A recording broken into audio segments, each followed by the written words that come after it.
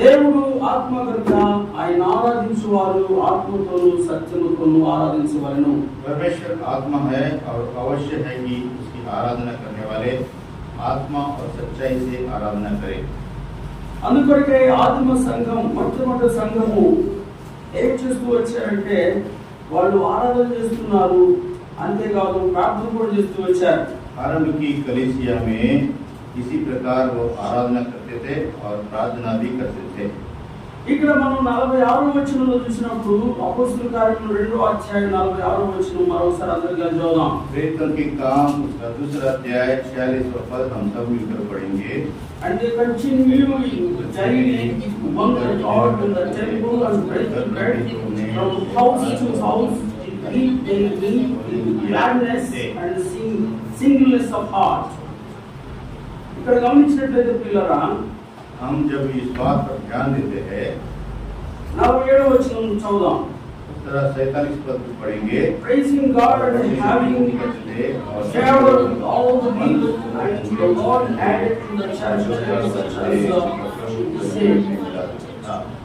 గమనించినప్పుడు ఇక్కడ 47వ వచనంలో 47 पद पे ध्यान देने వారు దేవుని స్తుతిస్తూ ఉన్నారు. से परमेश्वर की स्तुति कर रहे थे ఆ తర్వాత మనుషులందరూ ఎడల దయ పొందుతూ వచ్చారు. और सब लोग उनसे प्रसन्न थे। ఇది చాలా సంతోషకరమైనటువంటి వచనం. ये बड़े आनंद की बात है। ఈ దినాల్లో కూడా ఇలాగ ఉండాలని దేవుడు మనకి లేఖనాలు రాయించి ఉంచాడు. आपके आज के दिनों में भी हमें ऐसा रहना है, इसीलिए हमारे लिए परमेश्वर ने इस वचन को लिखा है। ఇంగ్లీష్ లో మనం చూస్తున్నాం ప్రైజింగ్ గాడ్. और अंग्रेजी में हम देखते हैं कि परमेश्वर की स्तुति कर रहे సంఘము थे। ఆనాడు ఏం చేస్తుందంటే और उन दिनों में कलीसिया क्या कर रही थी? దేవుని స్తుతిస్తూ వచ్చింది. परमेश्वर की स्तुति कर रही थी। ఎక్కడెక్కడ స్తుతిస్తూ వచ్చారు? कहाँ कहाँ वे परमेश्वर की स्तुति कर रहे थे? और घर में, దేవాలయంలో परमेश्वर के घर में ప్రతి దినము हर दिन, ఇలాగ చేస్తూ వచ్చారు. और इस तरह वो परमेश्वर की स्तुति करते आ रहे थे। అందువలన उसके कारण దేవుడు గొప్ప కార్యాలు సంఘము ద్వారా జరిగిస్తూ వచ్చాడు. परमेश्वर के बीच में बड़े बड़े काम करते आ रहा था। ప్రియమైన దేవుని పిల్లలారా, इसलिए प्रिय भाई बहनों, మనము కూడా हम भी ఇలాంటి విధానంలో ముందుకు సాగాలని పరిశుద్ధాత్మ దేవుడు జ్ఞాపకం చేస్తున్నాడు. इसी प्रकार के विधि में हमें चलने के लिए परमेश्वर हमें प्रेरित करता है। దైవజనుడు భక్సింగ్ గారు ఉన్న దినాల్లో ఇలా జరుగుతూ ఉండేదని పెద్దలు చెబుతుంటే నేను విన్నాను. और प्राचीन लोग कहते हैं कि भाई भगत सिंह जब हमारे बीच में थे तो इस तरह वो किया करते थे। ఆ దినాల్లో కూడా సంఘము ప్రతిదినము కూడుకుంటూ వచ్చేవారు. और इन दिनों में हर दिन कलीसिया इकट्ठा होता था। అందుకొరకే మన సంఘాలలో इसलिए हमारे संगति में వారు కూడికలు అన్ని కూడా కలిగి ఉంటూ వచ్చేవారు. और पूरे हफ्ते भर भी कोई ना कोई सभा जरूर रहती है। ఇది అవసరమా? क्या ये आवश्यक है?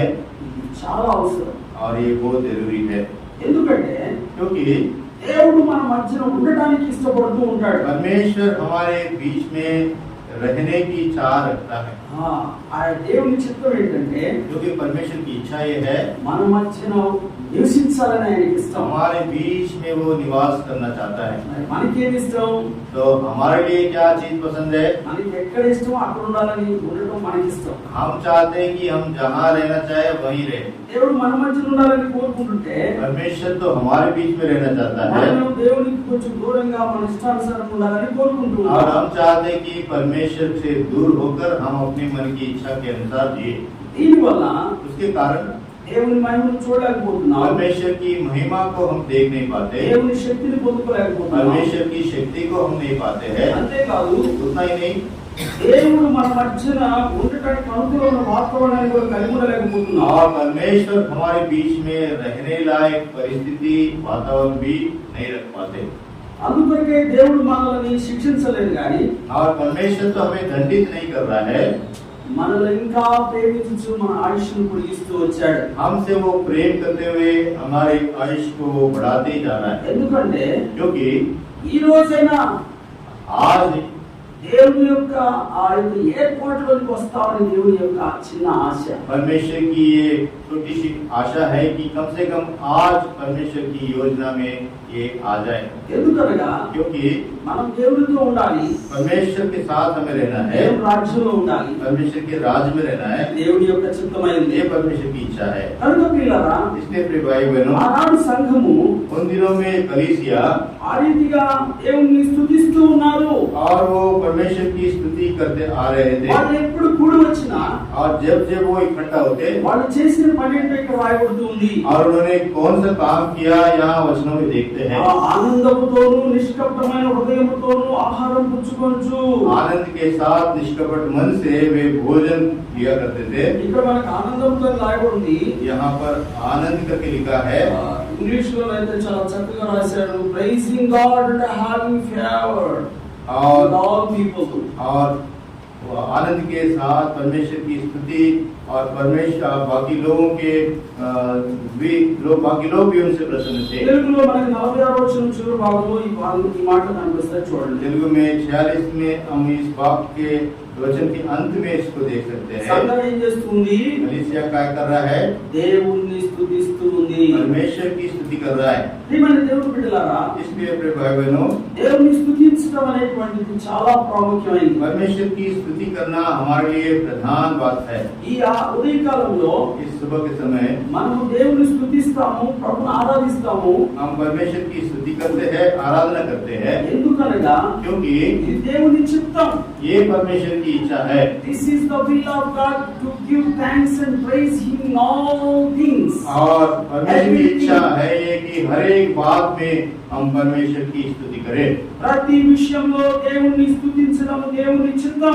परमेश्वर को हर एक विषय में हमें स्तुति करना परमेश्वर की इच्छा है। తెస్సలోనికీయులకు రాసిన మొదటి పత్రిక थेसलोनिकी की पहला पत्री 5వ అధ్యాయం उसका 5वां अध्याय 16వ వచనంలో ఈ విషయాన్ని చూస్తాం. 16 वचन में इस बात को हम देखते 16 हैं। నుంచి 17 18 వచనాలు కలిసి ఉన్నాయి తెలుగులో గమనించండి. पहला थेसलोनी उसका 5 अध्याय 16-17 पर मिलकर है, అందరం చూద్దాం. सब मिलकर पढ़ेंगे।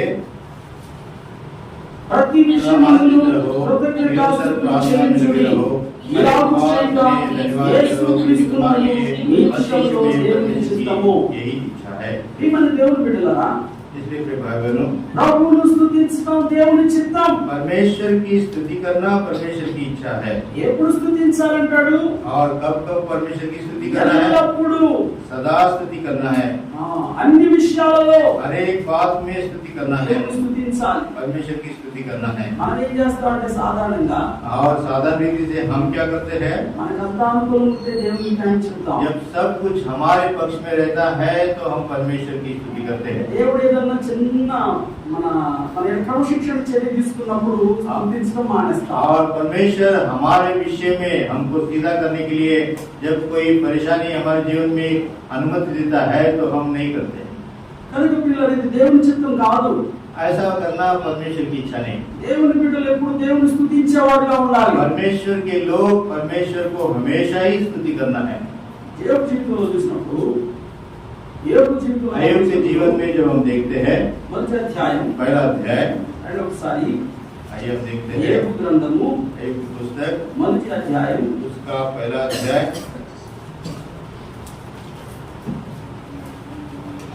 19, 20, 21 వచనాలు అందరం కలిసి చదువుదాం. अय्यूब की पुस्तक पहला अध्याय उसका 19, 20 और 21 पर। The book of Job chapter 1 verse 19, 20 and 21. Try to read out together. हम सब मिलकर इन वर्षों को पढ़ेंगे। గొప్ప సుడిగాలి అరణ్య మార్గములో వచ్చి ఆ ఇంటి 4 మూలలు పడగా ఎవరు మీద పడిన వారు చనిపోయారు. और मैं దాని నుంచి తెలియచేట్టుకు నేను ఒక్కడే తప్పించుకొని వచ్చినాను. అప్పుడు యోబు లేచి తన పైవస్త్రమును చుట్టుకుని తలవెంట్రుకలు విడిగించుకుని నేల మీద సాష్టాంగపడి నమస్కారం చేసి, నేను నా తల్లి గర్భంలో నుండి దిగంబరినై అక్కడికి తిరిగి వెళ్ళుదును. యెహోవా ఇచ్చెను, యెహోవా తీసుకొని పోయెను. యెహోవా నామమునకు స్తుతి కలుగును గాక అన్నాడు. ఏమంటాడు? యెహోవా నామమునకు స్తుతి కలుగును గాక. यहोवा का नाम धन्य हो। ఎప్పుడు అన్నాడు ఈ మాట? आप ये शब्द उसने किस परिस्थिति में कहा? తన ఉన్నదంతా కోల్పోయాక उसके पास का सब कुछ उसने खो दिया చివరికి తన అల్లారుగా పెంచుకున్న పిల్లలు కూడా చనిపోయారు. और उसके लाडले बच्चे भी उसने खो दिया। అయినా గాని फिर भी ఏమేం చేస్తున్నాడంటే ఇక్కడ अयुब क्या करता है? यहाँ ప్రభువును స్తుతిస్తున్నాడు.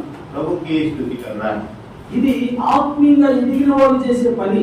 और ये आत्मिक रूप से बड़े हुए जो लोग हैं यही वो कर सकते हैं। మనం ఇంకా ఆ స్థితిలో ఎదిగామో లేదో ఆలోచించుకోవాలి.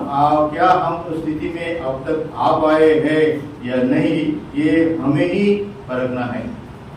యోబు గారు ఆ రీతిగా ఉన్నతమైన ఆత్మీయ స్థితిలో ఉన్నాడు. अयुब ऐसे ऊंचे आत्मिक स्थिति में है, అంతా కోల్పోయిన ప్రభువును స్తుతిస్తున్నాడు. सब कुछ होने के बाद भी परमेश्वर की स्तुति कर रहा है, ఎందుకనగా क्योंकि ఇలాగు చేయడం దేవుని చిత్తం. ऐसा करना ही परमेश्वर की इच्छा है। చాలా మంది అంటారు बहुत से लोग कहते हैं దేవుని చిత్తము దేవుని చిత్తం అంటారు కానీ परमेश्वर की इच्छा का शब्द वो వాళ్ళ इच्छा करते हैं, వాళ్ళ చిత్తం చేసుకొని పోతుంటారు. लेकिन सब कुछ वो अपने मन की इच्छा से ఇది करते हैं। దేవునికి సంతోషకరమైన విషయం కాదు. ये परमेश्वर को प्रसन्न करने वाली बात नहीं। కనుక ఈ ఉదయకాల సమయంలో इस प्रातः समय దేవుని బిడ్డలముగా हम परमेश्वर के సంఘముగా कलीसिया होने के మన नाते జీవితంలో దేవుడు అనుమతించిన ప్రతి పరిస్థితిని బట్టి స్తుతించు. हमारे जीवन में परमेश्वर जो भी परिस्थिति लेकर आता है उसके कारण हमें परमेश्वर की स्तुति करना है। యోబు గారు ఎలాగైతే అన్ని కోల్పోయిన దేవుడు స్తుతించాడు, అలాగే స్తుతించిన నాడే నువ్వు నిజమైన దేవుని చిత్తమును చేస్తున్నావని అర్థం. इस तरह अय्यूब सब कुछ होने के बाद भी वो परमेश्वर की स्तुति करता है, उस तरह हम भी ऐसा जब करते हैं तो हम परमेश्वर की इच्छा को पूरे करने वाले हैं। ప్రభువును స్తుతించుట దేవుని చిత్తం. इसलिए परमेश्वर की स्तुति करना ही उसकी इच्छा है। ఆ విధంగా ప్రభువును స్తుతిస్తున్నటువంటి దృశ్యాన్ని పరలోకంలో కూడా చూస్తాం. और ऐसा प्रभु की स्तुति करने का जो दृश्य है हम स्वर्ग में भी देखते हैं। యెషయా గ్రంథము 6వ అధ్యాయం यशायाह की पुस्तक उसका 6वां अध्याय మొదటి 3 వచనాలను కలిసి చూద్దాం. पहले के 3 पद हम देखते हैं। यशायाह 6 उसका पहले 3 पद।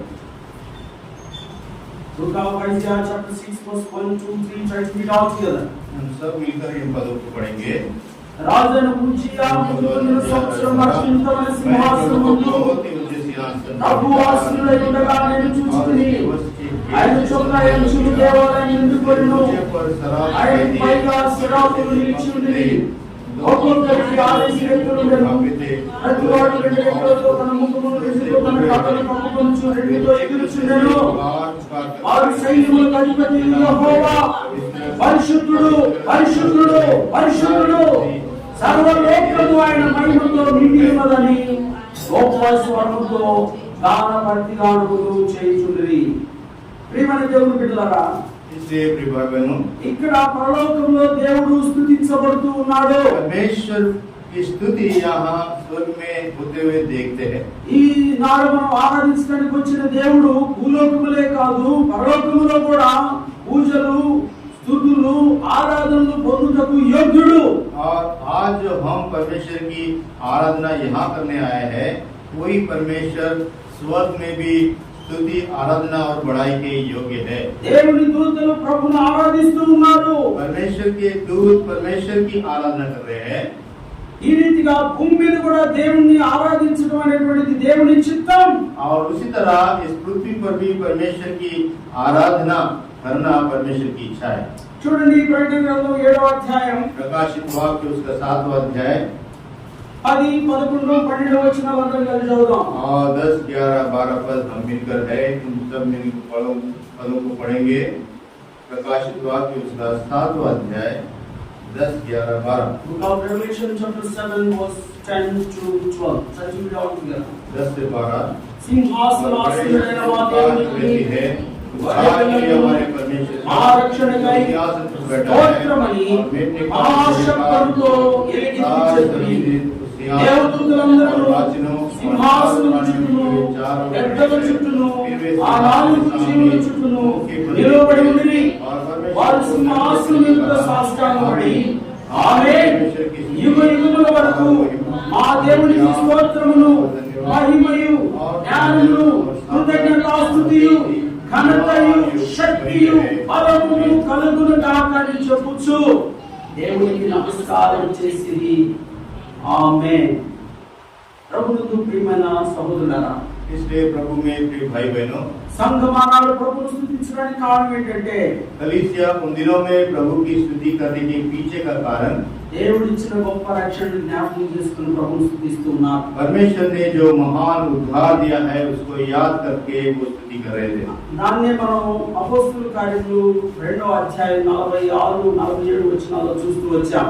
इस बात के वर्णन को हम प्रेरितों के काम दूसरा अध्याय 46-47 पद में देखें. తిరిగి మనం 2వ భాగంలో చూస్తూ వచ్చాం. పరలోకంలో దేవుని దూతలు ప్రభువును ఆరాధిస్తున్నటువంటి విధానాన్ని గమనిస్తూ ఉన్నాం. और दूसरे दृश्य को स्वर्ग में परमेश्वर की आराधना को हम देख रहे हैं. ఒక్కసారి దేవుడు ఎక్కడ ఉన్నాడు అని 2 భాగాలు ప్రకటన గ్రంథాన్ని మరియు యెషయా గ్రంథాన్ని పక్కపక్కన పెట్టి చూసినట్లయితే సింహాసనం మీద ఆసీనుడై ఉన్నాడు దేవుడు. हम प्रकाशित वाक्य के 7वें अध्याय के इन वचनों को और यशायाह के पुस्तक 6 अध्याय के उन पदों को जब हम देखते हैं तो हम देखते हैं कि परमेश्वर का सिंहासन उस स्वर्ग में है.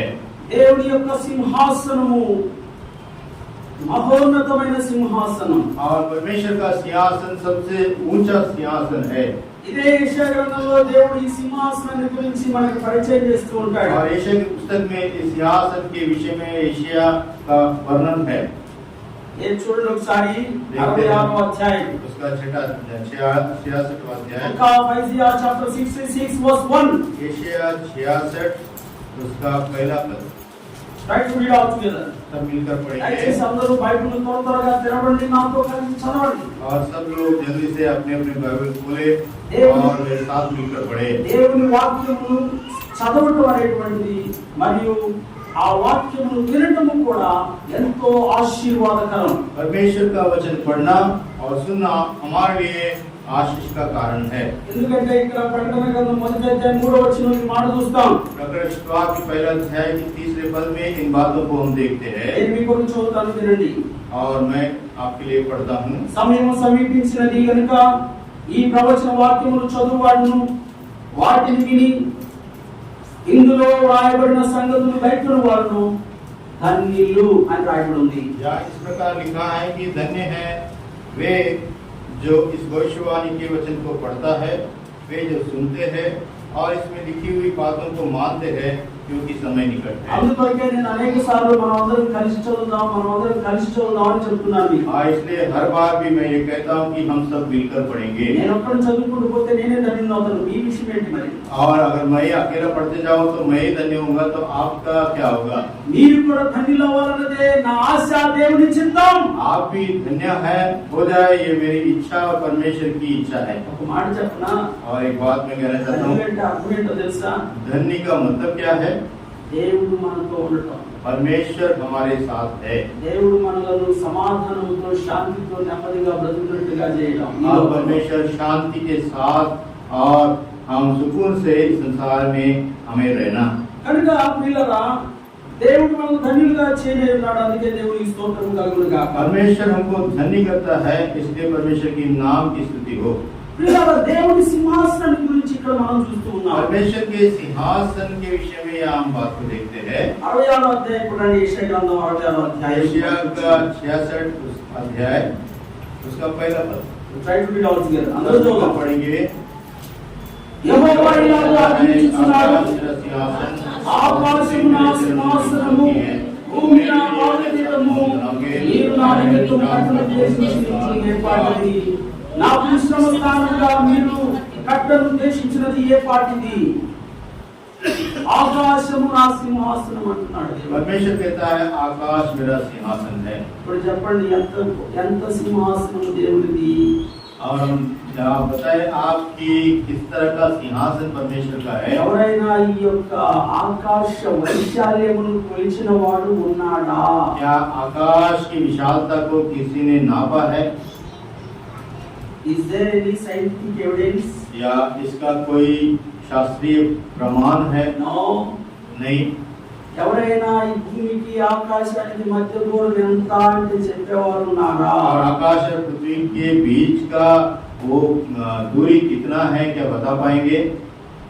ఎవరన్నా కనుక్కున్నారా? क्या किसी ने जान लिया है? దయచేసి మీరు కూడా చెప్పండి. क्या आप भी उत्तर दे? Please tell me. और आप भी, आप जब पूछते तो उत्तर दे। భూమికి ఆకాశానికి మధ్య దూరం ఎంత? पृथ्वी और आकाश के बीच की दूरी क्या है? There is no any device or measure the distance between sky and the earth. और ऐसा नापने का कोई अभी तक कोई प्रमाण नहीं है। అంతేకాదు ఆకాశం అంతా ఎంత ఉంది అంటే అది కనుక్కోవడానికి ఒక డివైస్, యంత్రాలు లేవు, సైన్స్ లేదు. आकाश की विशालता कितना है इसको जानने या इसको नापने के कोई यंत्र अभी तक नहीं है। ఇప్పుడు చెప్పండి, దేవుడు అంటే మన జ్ఞానాన్ని బట్టి, మనకున్న చిన్న జ్ఞానాన్ని బట్టి ఆలోచిస్తే దేవుడి ఈ ఆకాశం పెద్దది విశాలమైనది చెప్తాం. हमारी छोटी समझ के अनुसार जब आकाश को देखते हैं तो आकाश बहुत विशाल है कहते हैं।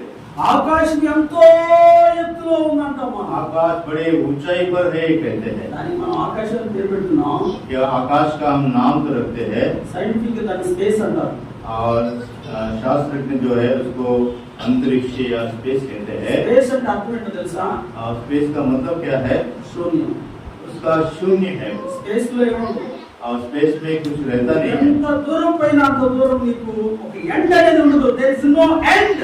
और उसकी कोई अंत हमको दिखाई नहीं देता। అంటే అర్థం ఏంటో తెలుసా? There is no bottom. और उसका अंत या खड़े रहने का स्थान नहीं है।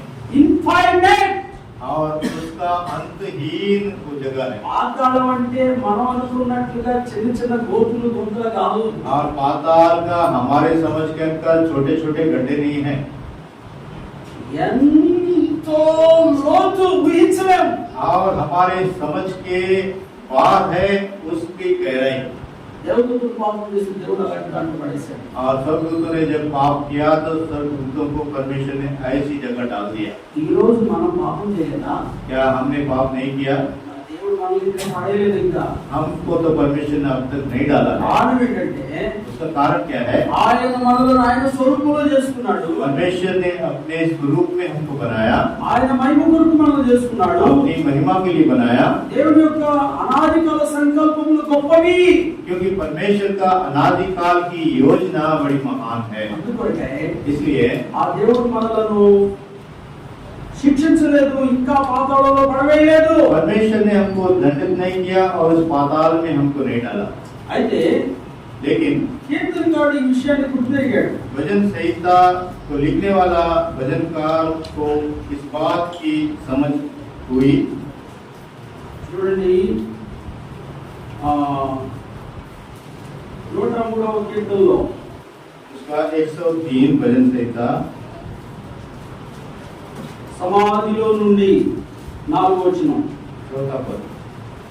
103వ కీర్తన 4వ వచనం. సమాధిలో నుండి నీ ప్రాణమును విమోచించుచున్నాడు, కరుణా కటాక్షమును నీ కిరీటముగా ఉంచుచున్నాడు. वही तो तेरे प्राण को नष्ट होने से बचा लेता है और तेरे सिर पर करुणा और दया का मुकुट बांधता है। ఇంకా 40వ కీర్తనలో ఏమంటాడంటే 40वें भजन में हम इस तरह पढ़ते 2వ हैं। వచనం. दूसरा पद। Psalm 40 verse 2. और भजन संहिता 40 उसका दूसरा पद। అందరూ కలిసి చదువుదాం. हम सब मिलकर पढ़ेंगे। నాశనకరమైన గుంటల నుండి, विनाश की घड़ी చీకటిగల దొంగ ఊపిలో నుండి ఆయన నన్ను పైకి ఎత్తెను. నా పాదం బండ మీద నిలిపి నా అడుగులు స్థిరపరచెను. అందుకొరకే 3వ వచనంలో ఉన్నాడంటే తనకు స్తోత్ర రూపమగు క్రొత్త గీతమును మన దేవుడు నా నోట ఉంచెను. అనేకులు దాన్ని చూసి భయభక్తులు కలిగి యెహోవా యందు నమ్మిక ఉంచెదరు. ప్రియులారా, इसलिए प्रियो, నాశనకరమైన గుంట, దొంగ ఊపి అని పేరు పెట్టబడింది ఏంటో తెలుసా? ఇదే పాతాళం. सत्यनाश के गड्ढे और दलदल की कीच का दूसरा नाम है पाताल। ఇది ఒక పాపపు ఊపి. ये एक पाप का दलदल है। నాశన దొంగ ఊపి అని ఇక్కడ రాయబడింది, గమనించండి. और ये धोखा देने वाला एक गड्ढा है। దొంగ ఊపి. सत्यनाश का गड्ढा। ఎందుకు దొంగ ఊపి అన్నారంటే, क्यों उसको ये नाम दिया गया? నీవు బయట చూసినప్పుడు అది ఊపి అని కనపడదు, అది నాశనాన్ని నడిపించదని తెలియదు. ऊपर से देखने से वो बिल्कुल भी ऐसा नहीं लगता कि वो दलदल है और वो हमको नाश में ले जाएगा।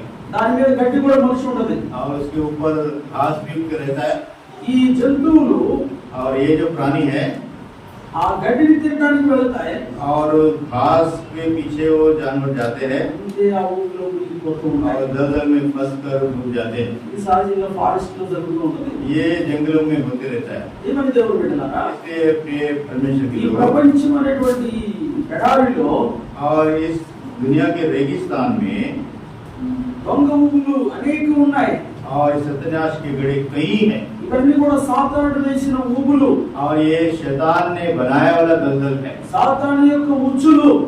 शैतान की एक प्रकार के फंसाने वाली युक्ति है। మనకి వాటిని చూసినప్పుడు అది పాతాళంకు ఆ దొంగ ఊబులు అని మనకు అర్థం కాదు. और जब हम देखते हैं तो ये सत्यानाश का गड्ढा है करके पहचान में नहीं आता। మనకు అనిపించింది ఇదంతా బాగానే ఉంది, ఇదంతా ये కరెక్ట్ सब అనిపించింది. अच्छा ये सही है करके लगता है। ఇలా అనుకొని చాలా మంది వెళ్ళిపోయి దాంట్లో పడిపోతున్నారు. और ऐसा सोच के कई लोग जाके उस गड्ढे में गिर जाते हैं। అందరం కూడా ఇలాంటి భూమిలో పడ్డవాళ్ళమే. हम सब भी उसी तरह गिरे हुए लोग हैं। సాతాను యొక్క తంత్రములలో ఎక్కడో ఒక చోట మనం చిక్కుల్లో పడి ఉన్నవాళ్ళమే. शैतान की युक्तियों में कहीं न कहीं हम फंसे हुए थे। అయినప్పటికీ फिर भी ప్రేమ కలిగిన దేవుడు, परमेश्वर ने, మాకున్నంతమైన దేవుడు महान परमेश्वर ने మన ఎడల తన ప్రేమను కనబరుస్తూ వచ్చాడు. हमारे प्रति अपने प्रेम को प्रकट किया ఆ నాశనకరమైన గుంటలో పడిన మనల్ని కూడా పైకి తీసుకొస్తూ వచ్చాడు. और नाश के गड्ढे में गिरे हुए हमको बाहर उठा के ले गया। దేవుడే తప్పించాడు, परमेश्वर ने ही बचाया, దేవుడే రక్షించాడు. परमेश्वर ने ही उद्धार दिया। ఆయన ఏం చెప్తాడంటే బండ మీద और वो कहता నా है కాలును कि స్థిరపరిచాడు అంటాడు. चट्टान के ऊपर मेरे पाँव को स्थिर किया। ఈ బండ క్రీస్తే, और ये चट्टान प्रभु यीशु मसीह है। ఈ బండ మీద నా సంఘాన్ని కట్టుదని ప్రభు చెప్పాడు. और इस चट्टान के ऊपर मैं अपनी कलीसिया को बनाऊंगा कहा है। అనగా మనలందరినీ కూడా బండ మీద క్రీస్తు సంఘములో చేర్చాడు దేవుడు. అందుకే మనం దేవుని इसलिए हम స్తుతించాలి. सबको उस चट्टान के ऊपर मसीह के उस कलीसिया में हमको शामिल किया। సాధారణంగా ఒక మనుషుడు ఊపిలో పడ్డాడు అనుకోండి, साधारण रूप से अगर कोई दलदल में गिर जाए మరో మనుషుడు ఆయన పైకి లేపాలని అతను కూడా పడుకు ముందుకేస్తే ఆ ఎత్తును ఇద్దరు కలిసి ఊపిలో మునిగిపోతూనే ఉంటారు. और कोई बचाने के लिए हाथ बढ़ाकर आगे जाए तो वो गिरा हुआ तो गिरेगा ही, जो बचाने के जाएगा वो भी गिर जाएगा। అంటే దీని అర్థం ఏంటంటే इसका अर्थ ये है ఈ లోకంలో నీతిమంతుడు లేడు, ఒక్కడు లేడు. इस संसार में धर्मी नहीं है, एक भी नहीं। అందరూ పాపం చేసి దేవుడిని పెంచే మహిమను పొందలేకపోతూ ఉన్నాం. सबने पाप किया और परमेश्वर की महिमा से दूर हो गए। అనగా అందరూ కూడా ఈ లోకంలో నాశనమనే గుంటలో దొంగ ఊబిలో చిక్కుకొని ఉన్నవారే. हम सब भी उस नाश के सत्यानाश के गड्ढे में दलदल में फंसे हुए हैं। సాతాను యొక్క ఊబిలో చిక్కుకొని పోయి ఉన్నవారే. शैतान के दलदल में हम फंसे हुए हैं। ఒకరిని మరొక మనిషి ఇంకొక మనిషి రక్షించలేడు, కాపాడలేని कोई मनुष्य दूसरे मनुष्य को बचा नहीं सकता, उसमें से बाहर नहीं निकाल सकता। ఇలాంటి దుస్థితిలో మనం ఉన్నప్పుడు इस प्रकार की बड़े संकट की स्थिति से నీతిమంతుడైన దేవుడు, और धर्मी परमेश्वर, పరిశుద్ధుడైన దేవుడు, पवित्र परमेश्वर, మహోన్నతమైన దేవుడు, महान परमेश्वर మహోన్నతమైన సింహాసనం మీద ఆశీనుడై ఉన్నవాడు, और महान उस सिंहासन पर आसीन परमेश्वर మనలను ప్రేమించి ఈ లోకానికి వచ్చాడు. हमसे प्रेम करके इस संसार में आया। వచ్చిన ఉద్దేశం ఏంటో తెలుసా? और उसके यहाँ आने का उद्देश्य क्या లూకా है? సువార్త 19వ అధ్యాయం 10వ వచనం. लूक समाचार उसका 19 अध्याय उसका 10वां पद। ఈ భాగాన్ని మనందరం చదువుదాం. इस बात को हम सब मिलकर पढ़ेंगे। Gospel chapter 19 verse 10. लूक समाचार उसका 19 अध्याय उसका 10वां पद। దయచేసి అందరూ బైబిల్ తెరిచి నాతో కలిసి చదవండి. सब अपना अपना बाइबल खोल के ఈ గమనాన్ని దేవుని వాక్యం పైన ఉంచవలసిందిగా ప్రభు నామములో బ్రతిమాలుతున్నాను. और आपका मन केवल परमेश्वर के वचन पर रहे। నశించిన దాన్ని వెతికి రక్షించుటకు మనుష్య కుమారుడు వచ్చాడని నశించిన దాన్ని వెతికి రక్షించడానికి మనుష్య కుమారుడు వచ్చాడు. और नाश हुए को खोज कर ढूंढने के लिए मनुष्य का पुत्र आया है। సైతాను పండినటువంటి ఒక దొంగ ఊబిలో పడిపోయిన మనల్ని రక్షించడానికి యేసు ప్రభు ఈ లోకానికి వచ్చాడు. और शैतान ने जो दलदल फंसाने के लिए रखा है उसमें से हम सबको बचाने के लिए प्रभु यीशु मसीह आया। ఈ నాశనం అనే కోతిలో పడ్డవాడిని పైకి లాగాలంటే ఆయన కంటే బలవంతుడై ఉండాలి. और सत्यनाश के उस दलदल से निकालने के लिए जो गिरा है वो बाहर निकालने वाला उससे ताकतवर होना जरूरी है. అందుకంటే ఈ లోకంలో దేవుడి కంటే బలవంతుడు ఎవడు లేడు. इसलिए परमेश्वर से बलवान व्यक्ति संसार में कोई नहीं है. ఆ బలవంతుడైన దేవుడు, उस बलवान परमेश्वर పరిశుద్ధుడు, पवित्र, ఆకాశమును సింహాసనం చేసుకున్నవాడు, जिसने आकाश को अपना सिंहासन बना लिया ఆయన ఈ లోకంలో పడిపోయిన మనలను పైకి లేపాడు. और उसने हमको गिरे हुए दलदल में गिरे हमको उठा लिया. అందుకొరకే మనం ప్రభువును ఆరాధించబద్దులమై ఉన్నాం. इसी कारण परमेश्वर की हमें आराधना करना है. ఈ దేవుడు సింహాసనం మహోన్నతమైనది. और ये परमेश्वर का सिंहासन सबसे ऊंचा है. దేవుడు మహోన్నతమైన వాడు. परमेश्वर महान है. ఇలాంటి గొప్ప స్థితిలో ఉన్న దేవుడు, ऐसे महान स्थिति में रहने वाला परमेश्वर మనలను ప్రేమించడం అనేది గొప్ప ఆశ్చర్యకరమైన విషయం. और हमसे प्रेम करना ये बड़े अचंभे की बात है. ఈ లోకంలో इस संसार में కొంచెం ఆర్థికంగా ఉన్నత స్థితిలో ఉన్నవారు కింద వారిని చిన్నచూపు చూస్తారు. और जो धनी है वो लोग अपने से थोड़ा कम स्थिति में है उनको थोड़ा सा टेढ़ी नजर से देखते हैं. అలాంటి వారిని వారి పెళ్లి కానీ వాళ్ళ ఇళ్లలో జరిగే విందులు కూడా పేదవారిని పిలుచుకోరు. और ऐसे लोग अपने घरों में होने वाले भोज में या कार्यक्रमों में उनको बुलाते नहीं है. అయితే लेकिन దేవుడు అలాంటి వాడు కాదండి. हमारा परमेश्वर ऐसा नहीं है. ప్రభు యేసు క్రీస్తు అలాంటి వాడు కాదు. प्रभु यीशु मसीह ऐसा नहीं है. ఆయన మహోన్నతమైన దేవుడై ఉండి और वो महान परमेश्वर होकर भी మహిమా ప్రభావములతో అలరాడుతున్న దేవుడై ఉండి महिमा से और प्रभाव से भरा हुआ फिर भी భూమి ఆకాశము సర్వం మొత్తానికి కూడా ఆయన మహోన్నతమైన దేవుడై ఉండి और सारी पृथ्वी का और आकाश का वो परमेश्वर होकर भी ఏం చేస్తున్నాడండి? क्या करता है? మనలను ప్రేమించి మన కొరకు ఈ లోకానికి వచ్చాడు. हमसे प्रेम किया और हमारे लिए इस पृथ्वी पर आया. మనం ఏ స్థితిలో ఉన్నప్పుడు వచ్చాడు? ऐसे स्थिति में हम थे जब वो మనం ఏ आया. స్థితిలో ఉన్నప్పుడు రక్షించాడు? इस स्थिति से हमको बचाया. పాపం అనే మురదగుంటలో మురికిలో చీకటిలో పోరాడి నశించబోతున్నప్పుడు ప్రభు మన యొద్దకు వచ్చాడు. पाप के उस कीचड़ के दलदल और गंदे उस सड़ाहट से हमको निकाला. ఇంకా చెప్పాలంటే మన పాప స్థితిని బట్టి బంధకములోనికి వెళ్ళిపోయి దరిద్రులమై ఉండగా దేవుడు మన యొద్దకు వచ్చాడు. उस पाप के स्थिति के कारण हम बंधन में बंधे हुए थे और निकेम में और दरिद्र थे. యోహాను సువార్త 8వ అధ్యాయం 32-34 వచనాల్లో రాయబడినట్లుగా మనుష్యుడు పాపం చేసి ప్రతివాడు పాపానికి దాసుడు. यूहन्ना 8:32 कहता है कि पाप करने वाला पाप का दास है. 8వ అధ్యాయం 34 వచనంలో యోహాను సువార్తలో ఈ విషయాన్ని గమనిస్తాం. 8वां अध्याय उसका 34 में लिखा है, దాసులుగా ఉన్నప్పుడు దేవుడు మన యొద్దకు వచ్చాడు. पाप के दास बने हुए थे तब परमेश्वर हमारे लिए आया. దాసులు ఎవరన్నా కేర్ చేస్తారండి? तो दास या नौकर को कौन सुधी लेता है? దాసుడుగా ఉండి గెట్ అవుట్ అంటారు. और दास को कहते हैं कि तू दास ही बना रहे, बाहर ही रहे. కానీ ఇక్కడ దేవుడు लेकिन परमेश्वर సర్వభౌమ అధికారం కలిగిన వాడు, सारा अधिकार रखने वाला, ఈ బంధకాలలో ఉన్న పాపపు బంధకములో ఉన్న ఈ పాపపు మురికిలో ఉన్న మనుషుని ప్రేమిస్తూ और पाप के बंधन में, पाप की सड़ाहट में रहने वाले मनुष्य को बचाने के लिए आया. ఇంకా చెప్పాలంటే దరిద్రులైన మనలను దర్శించాడని చెప్పాలి. और हम दरिद्र को परमेश्वर ने दर्शन दिया. నిజంగా దేవుడు మనల్ని దరిద్రులుగా చేయలేదు. हम परमेश्वर तो हमको दरिद्र नहीं बनाया. ఆయన మనం సృష్టించినప్పుడు उसने जब हमारी सृष्टि की, భూమి ఆకాశాలు సృష్టించిన తర్వాత पृथ्वी और आकाश को बनाने के बाद అద్భుతమైనటువంటి యోధులను వనం బ్యూటిఫుల్ గార్డెన్ చేసి దానిలో ఉండి అయ్యా ఇదంతా నీదే, और अद्भुत रीति से सुंदर वन को बनाकर सब कुछ तेरा है करके सौंप दिया. మొదటి అధ్యాయం 26వ వచనం ఆదికాండం రాయబడినట్టు నువ్వు అధికారిగా ఉండు, పరిపాలకుడుగా ఉండు అని దేవుడు పెట్టాడు. 1:26 में कहा कि तू सबका इसका अधिकारी है, ये सब तेरा है, इस पर तू अधिकार राज चला.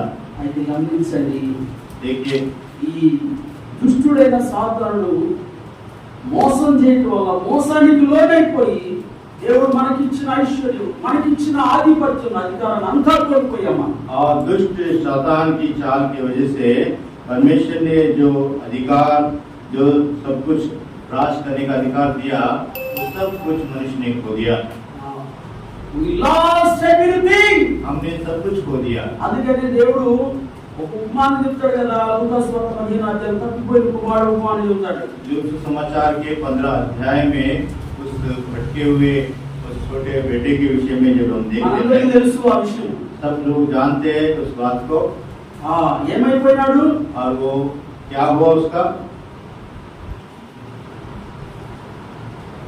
ఏమైపోయినాడు? ఆయన దూరంగా వెళ్ళిపోయాడు. और वो दूर चला गया। ఎక్కడ నేను కాలిపోతున్నాయా పొయ్యి మీద? तो जलने का गंध आ रहा है। మాకు వాసనలు వస్తున్నాయి, టీ వాసనలు.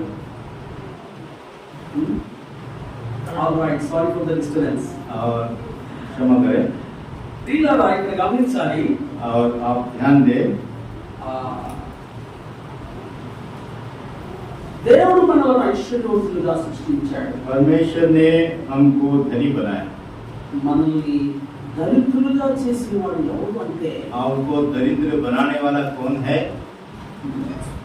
మోసగాడు, जो సాతాను. जो धोखा देने वाला ये शैतान है। దేవుడు మనకు ఐశ్వర్యాన్ని ఇచ్చాడు. परमेश्वर ने हमको ऐश्वर्य दिया। ఇప్పుడు మన ఐశ్వర్యం మొత్తాన్ని ఎవడు దొంగిలించాడని చెప్పాలి? हमारे ऐश्वर्य को चुराने वाला कौन है? దొంగ ఉన్నాడు కదా, तो एक चोर तो है దొంగిలించాడు. और उसने चोर चुरा लिया। ఈ మాట సైతానుడు దొంగ అనే మాట నేను చెప్పలేదు, शैतान चोर है करके బైబిల్ చెప్తుంది. परमेश्वर का वचन कह रहा है।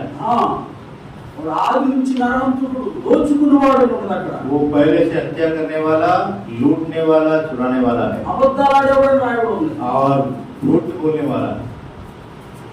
ఎందుకో ఏమో కానీ మనుషులు సత్యాన్ని నమ్మరు, అసత్యాన్ని నమ్ముతారు. और मनुष्य जो है असत्य को बड़ा जल्दी से विश्वास कर लेते हैं, सत्य को विश्वास नहीं करते। మంచివాడిని నమ్మరు, చెడ్డవాడిని నమ్ముతారు. और अच्छे लोगों की फर्क नहीं होती, विश्वास नहीं करते। बुरे लोगों के ऊपर ही वो भरोसा करते हैं। మరి కూడా ఈ కసాయవాడిని నమ్ముతాడ. और जो भेड़ है वो भी काटने वाले के ऊपर ही ज्यादा भरोसा करता है। మనం కూడా అంతే ఉంటాం. हम भी ऐसे ही रहते हैं।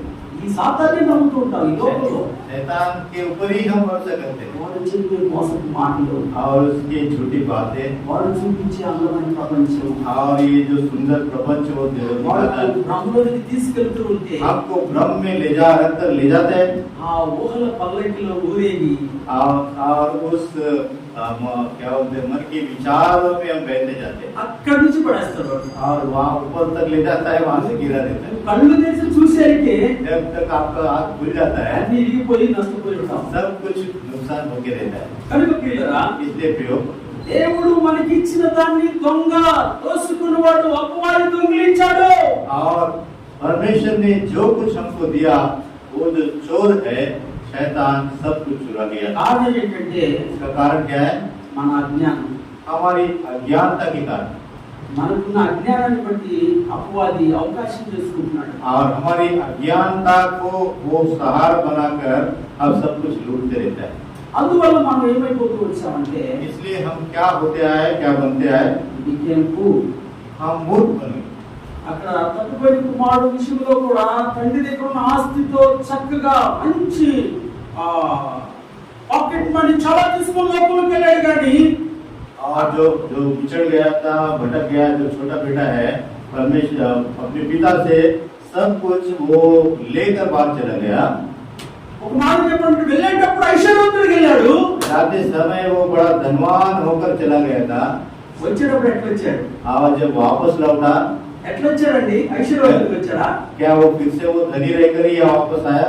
మొత్తం కోల్పోయి వచ్చాడు. सब कुछ लुटाकर बिका भी बनकर आया। చినిగిపోయిన బట్టలు, कपड़े फटे మాసిపోయినటువంటి మంటితో, और वो गंदे उस शरीर से, చూడటానికి అసహ్యమైనటువంటి స్థితిలోకి వెళ్ళిపోయాడు. और देखने में वो घृणा करने वाले स्थिति में आया। ఏం జరిగింది అక్కడ మనం क्या తెలుసు. हुआ क्या उसके साथ हम सब వ్యాపారం जानते हैं। చేశాడని రాయడం ఉంది. और लिखते हैं कि वो उसने दुष्ट लोग के साथ संगति में व्यापार किया, లోకంలో అందరితో కలిసిపోయి सबके साथ मिल गया, మోసపోయి धोखा खाया, నష్టపోయి नुकसान उठाया, దరిద్రుడైపోయి भिखारी बन गया తినడానికి తిండి లేక और खाने के लिए भी खाना नहीं बचा ఏదైనా ఉద్యోగం చేయాలని పోయాడు. और कोई नौकरी करूंगा करके वो फिर नौकरी के लिए गया, ఎక్కడ ఎవరు ఉద్యోగం ఇలా वो किसी ने नौकरी भी नहीं दी చివరికి ఏం చేశాడు? చివరికి ఒక ఉద్యోగం దొరికింది ఏంటంటే और एक काम उसको मिल गया आखिर में, పందులు ఉంటే పందులు మేపుకుంటాడు. सुअर चराने का काम मिल गया। సరే పందులు మేపుతూ ఉన్నాడు.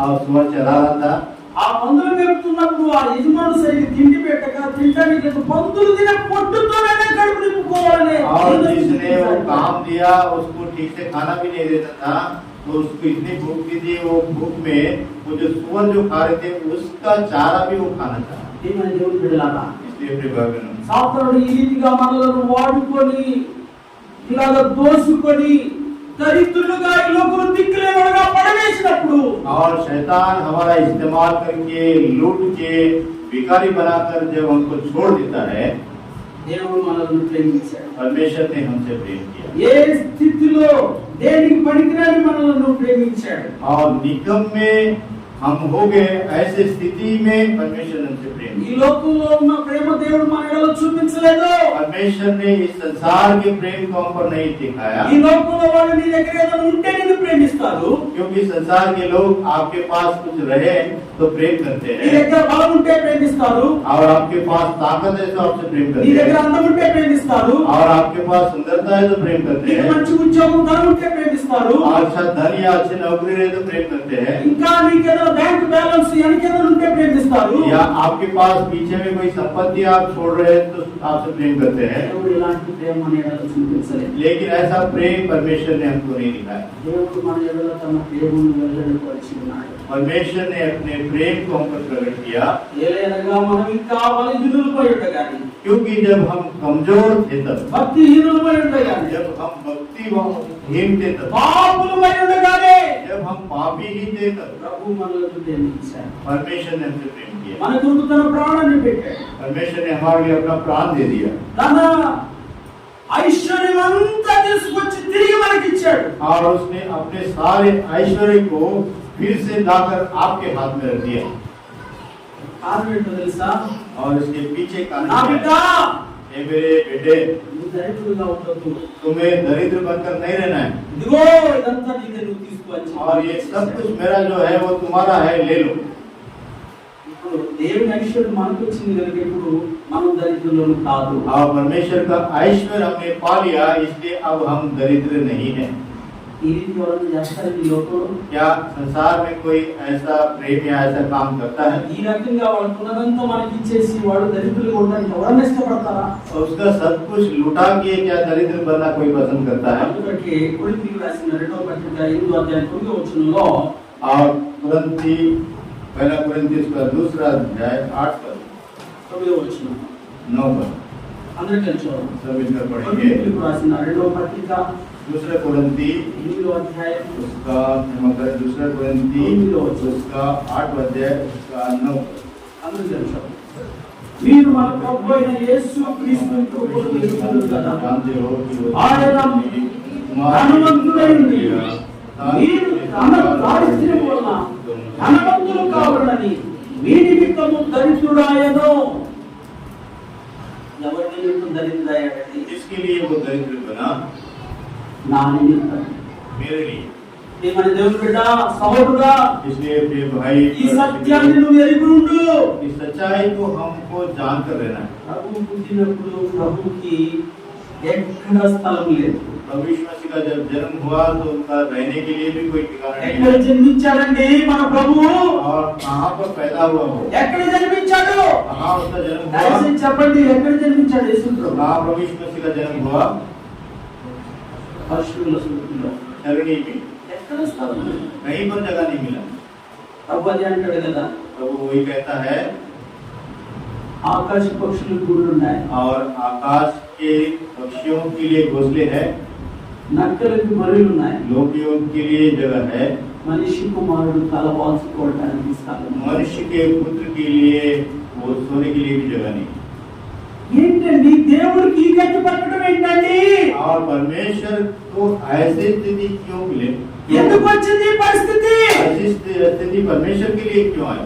ఆయన సమస్తాన్ని మనకి ఇచ్చేశాడు. क्योंकि उसके पास का सब कुछ उसने हमको दे మనకి दिया, ఇల్లు ఇచ్చాడు, हमको घर दिया, మనకి భూమిని ఇచ్చాడు, हमको जगह दिया, ఆకాశాన్ని ఇచ్చాడు, आकाश दिया, బ్రతకడానికి అన్ని ఇచ్చేశాడు. जीने के लिए सब कुछ दिया। తమ యేసుక్రీస్తుకి ఏమీ లేదు. तब उस कृष्ण के पास कुछ नहीं, ఆయన ఈ భూమి మీదకి వచ్చినప్పుడు ఏమీ లేదు. और पृथ्वी पर जब आया तो कुछ नहीं उसके पास, పశువుల పెట్టిలో జన్మించాడు. धरनी में जन्म हुआ పశువుల పెట్టిలో దిక్కు లేని వాడిగా జన్మించాడు. और एक अनाथ के रूप में उसका जन्म हुआ। ఒకసారి ఆలోచించవా? एक बार विचार करें, నీ దేవుడు మన దేవుడు ఇంతగా ప్రేమించి, ఇంతగా మన కొరకు సమర్పించుకొని, ఇంతగా తను తగ్గించుకొని, ఇంతగా రిక్తుడే వచ్చి నీ కొరకు నా కొరకు చివరికి తన ప్రాణాన్ని కూడా పెట్టాడే. और परमेश्वर ने अपने आप को पूरा खाली कर लिया, अपना प्रेम पूरा उंडेल दिया और अपने आप को वो रिक्त कर लिया और सब कुछ दे दिया, अपना प्राण भी दे दिया। तो परमेश्वर को हम क्या दे सकते? మరొకసారి మాట్లాడదాం. కొరింథీయులకు రాసిన 2వ పత్రిక 8వ అధ్యాయం 9వ వచనం. दूसरा कोरिन्थी 8 अध्याय 9 पद को हम फिर से అందరూ पढ़ेंगे। కలిసి చదువుదాం. మీరు మన ప్రభు అయిన యేసు तुम हमारे प्रभु క్రీస్తు यीशु యేసు के अनुग्रह प्रदान से ఆయన ధనవంతుడైనయు हमारे लिए మీరు धन्यवाद తన దారిద్ర్యముల ధనవంతులు కావాలని धन्यवाद हो जाने మీ से నిమిత్తము దరిద్రుడాయను. जाओ, మీ నిమిత్తము దరిద్రుడాయను. हमारे लिए एक कंगाल थे, మనలో ధనవంతులుగా చేశాడు. हमको धनी बनाने के लिए। అందువరకు ఈ లోకంలో క్రిస్టియన్స్ కి రిజర్వేషన్ ఉండదు. इसलिए मसीह लोगों के लिए रिजर्वेशन नहीं रहता, ఉందా? కరెక్టా కాదా? లేదు. नहीं रहता। నువ్వు ఎస్సీ అయినా ఎస్టీ అయినా ఏదైనా ఎక్కడైనా నీకు పైసా భూమి మీద నీకు జేబులో లేకపోయినా, if you are a Christian you have no right to claim reservation. और आप कुछ भी हो, लेकिन अगर मसीह है तो आपको रिजर्वेशन का कोई हक नहीं रहता। ఏమైంది? क्या हुआ? ఎందుకని? क्यों? అరే వాళ్ళ నాన్న ఎస్సీ, వాళ్ళకి రిజర్వేషన్ రావాలి, ఎందుకు రాదు? और वो उनके पिताजी एससी है, उनको रिजर्वेशन मिलना है, लेकिन नहीं मिलता। రాదు. क्योंकि नहीं है। ఈ సత్యం సాతానుకు బాగా తెలుసు. ये सच्चाई को शैतान अच्छी तरह से जानता है। ఏంటో తెలుసా? क्या है? దేవుడు మన కొరకు స్థలాన్ని సిద్ధపరిచాడు. क्योंकि परमेश्वर ने हमारे लिए जगह तैयार की। దేవుడు మన కొరకు ప్రాణాన్ని ఇచ్చాడు. परमेश्वर ने हमको हमारे लिए प्राण, దేవుడు మనల్ని ధనవంతులుగా చేశాడు. परमेश्वर ने हमको धनी बना दिया। ఈ విషయం మనం గమనించలేకపోతున్నాం. సాతానుడు వాగిలి ఉన్నాడు. शैतान तो ये बात अच्छी तरह जानता है, लेकिन हम नहीं समझ पा रहे। అందుకే మనం ప్రభువుని ఆరాధించాలి. इसलिए हमें प्रभु की आराधना, అందుకే ప్రభువును స్తుతించాలి. परमेश्वर की स्तुति करना है। ప్రతి విషయంలో దేవుని స్తుతించాలి. हर एक बात में प्रभु की स्तुति, అన్ని విషయాల్లో ప్రభువుని ఆరాధించాలి. हर एक बात में प्रभु की आराधना ఈ करना है। భూమి మీద మనకి ఇచ్చిన రూపైనా ఉన్నా లేకపోయినా దేవుణ్ణి స్తుతించు. और परमेश्वर ने हमको जो कुछ भी दिया है, हमारे पास कुछ रहे या ना रहे, जो कुछ भी है, उसके हर एक बात में हम प्रभु की स्तुति करते हैं। ఆరోగ్యమైన అనారోగ్యమైన ఏమున్నా ప్రైజ్ గాడ్. और चाहे आप स्वस्थ रहे या बीमार रहे, लेकिन हर एक बात में हमें प्रभु की स्तुति करना है। అందుకని ఆదిమ సంఘం इसलिए आरंभ की कलीसिया ఆ రీతిగా ప్రభువుని స్తుతిస్తూ వచ్చారు. प्रभु की स्तुति करते आए। ఎన్నికల సమయంలో మనం కూడా ఆ రీతిగా స్తుతించాలి. इसलिए आज लोग समय हम प्रभु की स्तुति करें, प्रभु सहाय दें।